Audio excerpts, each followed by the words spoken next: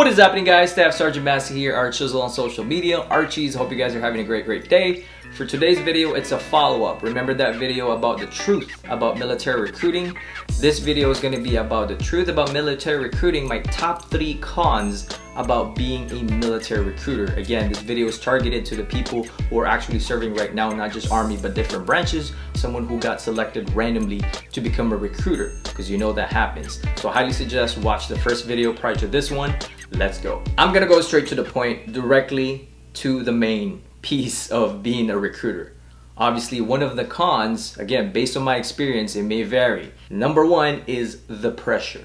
At the end of the day, you're a military recruiter. Your main job is to put people in boots, to make sure that people enlist and be part of whatever military branch you are in as a recruiter. It's kind of like a good and a bad thing at the same time if you think about it. Pressure is always good because you learn how to react to stress and perform your best. If you're under pressure, you perform better. You become more resilient. You actually show your true colors and react to whatever situation you're in.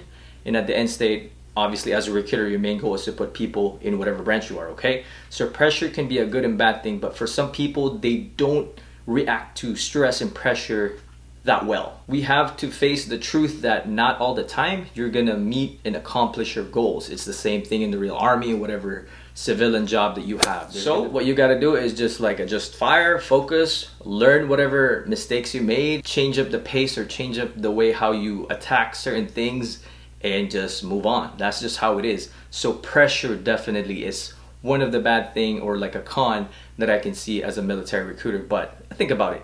Everywhere you go, everything that you have to accomplish in life, it's not free, it's not given, you have to earn it. Number 2 on my list is adjusting, transitioning. Again, if you are in the military right now about to become a recruiter, think about this. You're so used to the regular 6:30 or even earlier in some units, PT, 7:30 or 8, you're done with PT, you go shower, shave, get prepared, be in uniform, and go to whatever place of duty you have to be at, whatever shop you're working at. If you are a medic, you go to the clinic, you go to the line, you probably go to the hospital, you go to the ER, or sometimes you go to the field if you're attached to a unit, like a line unit that goes to the field a lot, like infantry, artillery, scouts, and so many more. If you are a mechanic, you go to the hangar bay for aviation mechanics, you go to the motor pool bay if you're a mechanic like a 91 Bravo or some sort. So you have a battle rhythm, right? And then on the weekend, sometimes you have to do CQ, staff duty, you go to the field, etc., etc. For some people, it's kind of hard to transition from that lifestyle back into the civilian world. Because if you're a recruiter, it's so similar to the civilian world. You work Monday to Friday, depending on the mission. You have to report to work 9, again, dependent on your station. Sometimes we do organized PT, sometimes you do PT on your own, again, dependent on your unit. All right. Sometimes it's mandatory to work on the weekends because of the holidays or certain events. Sometimes you get like no working weekends and you have your own time.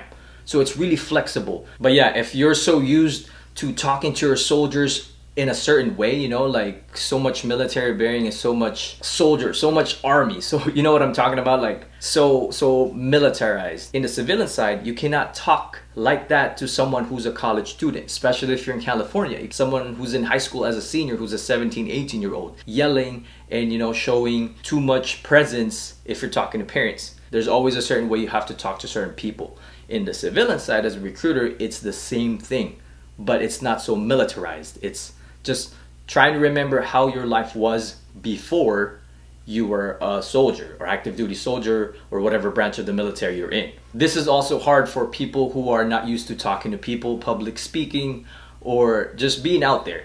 Because as a military recruiter, you'll do a lot of presentations. You're always on the spot talking to the public, talking to the masses. A lot of the people will actually be against you because of the state, current climate of the government, current climate of the situation, whatever's popular on social media that's like a big thing.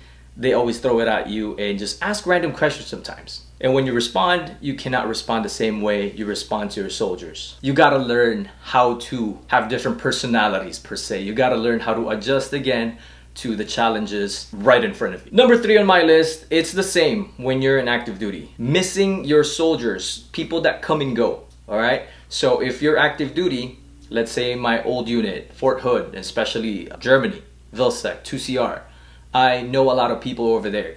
I made lifelong friends, family, and buddies, and so many more in those spaces, those posts. But in recruiting, it's so similar. This is one of the cons that I always think about. People come and go. When you PCS, you leave a good friend, a good buddy. It's the same with the recruiting. You build rapport with these individuals, your future soldiers, your recruits, the families.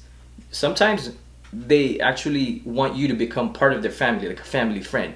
And that's just how it is. It's kind of like a double-edged sword. You become immersed in their life, but eventually they have to move on to finally go to basic training, go to OCS, whatever it may be. So you're just another step in achieving their goal, and your job is to help them achieve their goal. So people come and go, people leave all the time. And you know, with an active duty, when people leave, you know, you may or may not see them all the time like how it was back in the day, but as long as you hit them up and as long as you have a good connection with them, and it's always like that. Build your connection, network to every single person that you know as a recruiter, because at the end state, once you leave the military, you have people to help you with whatever things that you need to do, or it's just nice to have someone that you know wherever you go. So yeah, at the end of the day, those are my top three, only top three based on my experience, what I've encountered here in recruiting, active duty for the whole 9 years that I've been in.